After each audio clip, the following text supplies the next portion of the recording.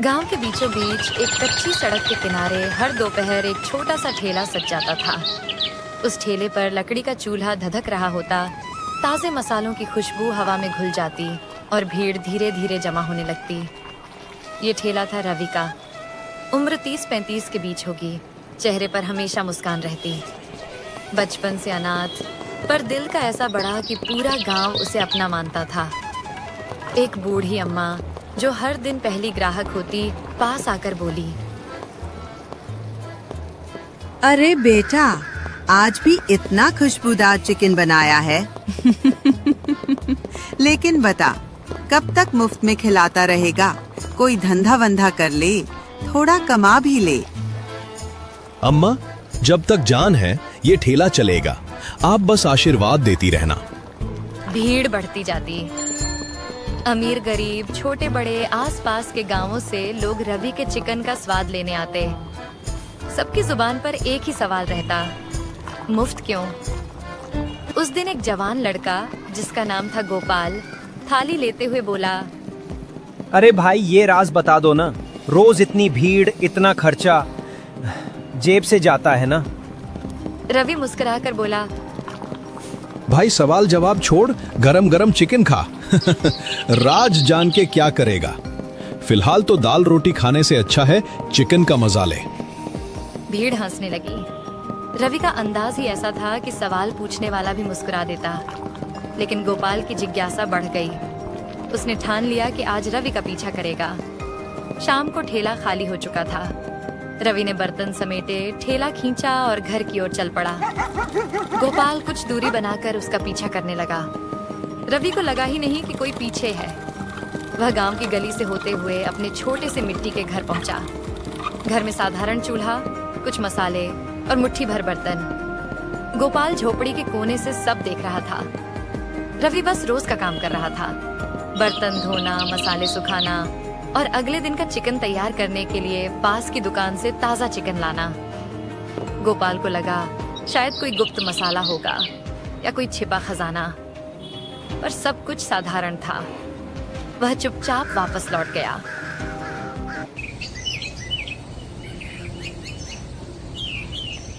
अगले दिन गोपाल फिर ठेले पर आया।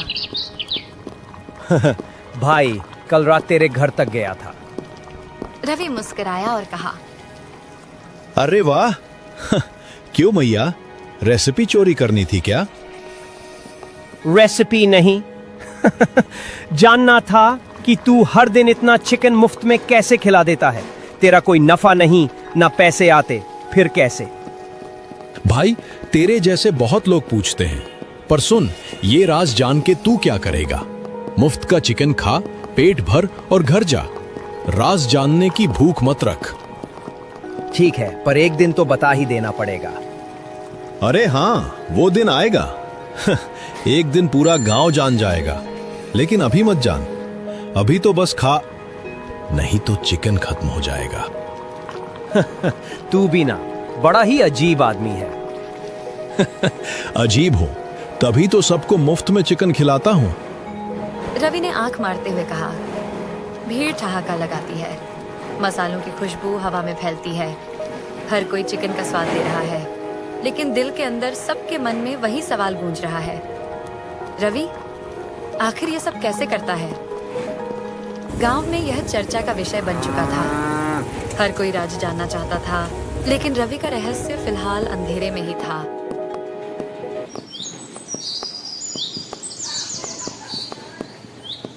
अगले दिन सूरज की पहली किरण गांव की गलियों में फैल गई।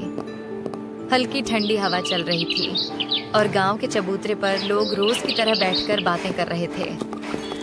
वहीं से होकर रवि अपना ठेला खींचते हुए उस जगह पहुंचा जहां वह हर दिन ठेला लगाता था। रवि ने रोज की तरह ठेला सजाया, चूल्हा जलाया और चिकन की खुशबू हवा में फैलने लगी। कुछ पुराने ग्राहक पास आकर खड़े हुए। तभी दूर से एक अनजान आदमी गांव की गली से आता दिखा। उसके चेहरे पर तिरछी मुस्कान थी। वह पास आते ही जोर से बोला, अरे भाई, कहाँ है वो रवि? सुना है गांव में कोई ठेला है जो मुफ्त में चिकन और रोटी खिलाता है। रवि हंसते हुए बोला, भाई सामने खड़ा हूं। यही ठेला है। पास खड़ा एक ग्राहक भी मुस्कुराकर बोला, अरे साहब, यही है हमारे रवि भाई, और यही है वो मशहूर ठेला। एक बार खाओगे तो उंगलियां चाटते रह जाओगे। वह आदमी ठेले को घूरता हुआ बोला, अच्छा, मतलब तुम ही हो वो रवि। बड़ा नाम सुना है तुम्हारा। चलो देखने आया हूँ कि ऐसा क्या कमाल कर देते हो। रवि हल्की मुस्कान के साथ बोला, भाई बोलो क्या काम था? खाना खाना है तो प्लेट लगाओ। वह आदमी थोड़ा ताना मारते हुए बोला, काम तो कुछ नहीं, बस ये देखने आया हूँ कि तुम सबको मुफ्त में खिलाते कैसे हो। ये भी कोई धंधा हुआ भला, जरूर कोई चाल है इसमें। रवि ने शांति से कहा, जैसे बाकी लोग पैसे लेकर खिलाते हैं, वैसे मैं मुफ्त में खिला देता हूं। इसमें चाल क्या होगी? वह आदमी अचानक आवाज ऊंची कर बोला, मुफ्त का खाना ये सबको बेवकूफ बनाने का तरीका है। जरूर ये सड़ा गला सस्ता चिकन लाता होगा। लोग खाकर बीमार पड़ेंगे। कोई इतना नेक दिल नहीं होता कि रोज मुफ्त में सबको खिलाए। ठेले पर खड़े ग्राहकों में हलचल मच गई। कुछ लोग एक दूसरे की ओर देखने लगे। रवि शांत था। भाई तुम्हारे कहने से कुछ नहीं होता। मेरे ग्राहक जानते हैं कि मैं कैसे बनाता हूं। आज तक किसी को एक खरोंच तक नहीं आई। वह आदमी हंसकर बोला, आज तक नहीं पड़ी, पर कल पड़ सकती है। देख लेना, गांव वाले समझदार हो जाएंगे, मुफ्त का लालच छोड़ देंगे। यह कहकर वह आदमी तिरछी नजर डालता हुआ चला गया। ठेले पर सन्नाटा छा गया। शाम तक यह खबर पूरे गांव में फैल गई। रवि का चिकन मत खाना, उसमें कुछ गड़बड़ है। मुफ्त का है, कोई भरोसा नहीं, कहीं बीमार पड़ गए तो। लोगों में डर बैठ गया। रात को रवि अपने घर लौटा। ठेले को कोने में रखकर बिस्तर पर बैठ गया। उसका चेहरा उतरा हुआ था। तभी उसका एक ग्राहक रामू उसके घर आया। रवि भाई, गांव में चर्चा चल रही है कि अब कोई भी तुम्हारा चिकन नहीं खाएगा। सबको डर है कि तेरे खाने से लोग बीमार पड़ सकते हैं। रवि ने गहरी सांस ली और कहा, देख भाई, जब चीज मुफ्त मिलती है लोग उसकी कदर नहीं करते। यह दुनिया का दस्तूर है। कोई बात नहीं, कल देखेंगे कितने लोग आते हैं। अगर कोई नहीं आया तो मैं अपना ठेला किसी और गांव में लगा दूंगा। रामू उदास होकर चला गया। शाम को गांव के चबूतरे पर लोग फिर इकट्ठा थे। बातचीत का विषय वहीं रवि का ठेला था। कल अगर कोई नहीं गया तो अच्छा है। हाँ, जाने दो, कहीं सच में कुछ गड़बड़ हो। रवि को समझना चाहिए कि मुफ्त का लालच खतरनाक होता है। गांव का माहौल भारी हो गया। उस रात रवि बिस्तर पर लेटा छत को देखता रहा। अगर कल कोई नहीं आया तो क्या मैं अपना वादा तोड़ दूंगा? मैंने सबको खुश रखने की कसम खाई थी। अब क्या करूं? क्या मैं सबको अपना राज बता दूं? रवि के दिल में बेचैनी थी। उसने करवट ली, आंखें बंद की और धीरे धीरे नींद में डूब गया।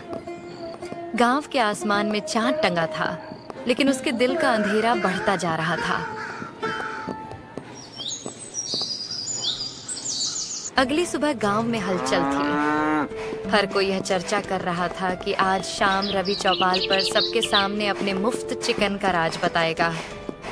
लोग आपस में फुसफुसा रहे थे।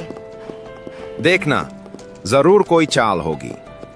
हाँ भाई, कोई मुफ्त में इतना बढ़िया खाना नहीं खिला सकता। आज तो सब खुलासा हो ही जाएगा। उधर रवि चुपचाप अपने ठेले पर खड़ा था। ठेले पर चिकन बन चुका था, लेकिन ग्राहकों की भीड़ गायब थी। आज सुबह से कोई भी उसकी तरफ नहीं आया। वह मन ही मन बोला, ठीक है, अब वक्त आ गया है कि सच सबके सामने रख दो, चाहे लोग क्या सोचे। शाम को गांव का चौपाल खचाखच भरा हुआ था। बच्चे, बूढ़े और औरतें सब जमा थे। गांव का मुखिया सबसे आगे बैठा था। उसके चेहरे पर मुस्कान थी, लेकिन आंखों में गहराई का दर्द भी झलक रहा था। भाइयों और बहनों, आज मैं अपना राज बताने आया हूं, लेकिन पहले एक बात साफ कर दूं।